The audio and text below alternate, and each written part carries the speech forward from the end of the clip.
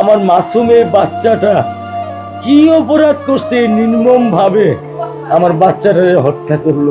আমি কেমনে আমার এই কলজা টুকরা ছাড়া আমি থাকবো? আমার পক্ষে সম্ভব না। দিনে ও 50 থেকে 100টা কল দেয় আমারে। সারা দেশের মানুষের বিবেককে নাড়িয়ে দিয়েছে ফুটফুটে শিশু রামিসার বাবা আব্দুল হান্নান মোল্লার এই কান্না। আদরের কন্যাকে চিরতরে হারিয়ে তার একটাই প্রশ্ন, কি অপরাধ ছিল ছোট্ট মেয়েটির? হতাশা ও ক্ষোভে তিনি এমনটাও বলেছেন, মেয়ে হত্যার বিচার চান না। আপনারা বিচার করতে পারবেন? পারবেন না। আপনারা কোনো এক্সাম তারা করতে পারবেন? এটা বড় জীবন 15 দিন, এরপর আরেকটা বড় কোনো ঘটনা পড়বে, এটা চলে শেষ। এখন ঘরেই হবে বিয়ে বাড়ির পোলাও, যদি থাকে আকিজ এসেনশিয়াল সুগন্ধি চিনি গুঁড়া চাল।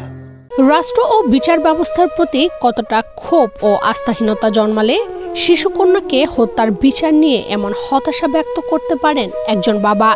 আমার এই 8 বছরের মাসুম একটা বাচ্চা কি অপরাধ? আমি এই কলজাটা ছাড়া আমি থাকবো কেমনে? রামিসার বাবার এই বক্তব্য প্রতিটি সচেতন মানুষের হৃদয় ছুঁয়ে গেছে।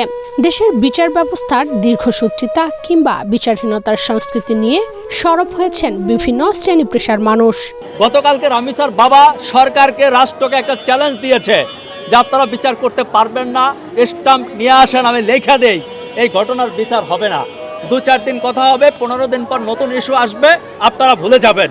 শিশু নির্যাতন যেন আমাদের দেশে নিত্যদিনের ঘটনা হয়ে উঠছে।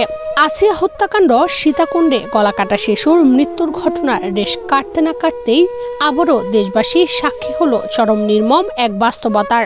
গত মঙ্গলবার রাজধানীর পল্লবীতে 2য় শ্রেণীর শিক্ষার্থী রামিসা আক্তারকে ধর্ষণের পর গলা কেটে হত্যা করে প্রতিবেশী সোহেল রানা। এ ঘটনায় সোহেল রানা ও তার স্ত্রী স্বপ্নাকে গ্রেফতার করেছে পুলিশ।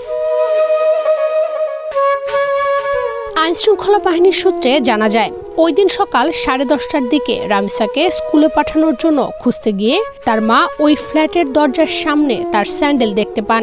রামিসার মা যখন দরজায় নক করছিলেন তখন ভেতরে হত্যাকাণ্ডটি ঘটানো হচ্ছিল। দরজার এক পাশে মেয়েকে ডাকছিলেন মা, অন্য পাশে নরপিচাসের নির্মমতার বলি হচ্ছিল ছোট্ট লামিয়া। আমার মেয়ে আল্লাহর কাছে চলে গেছে, আমার মেয়ে আল্লাহর কাছে চলে গেছে। আমার মাসুমের বাচ্চাটা কি অপরাধ করছে নির্মম ভাবে আমার বাচ্চাটা হত্যা করলো।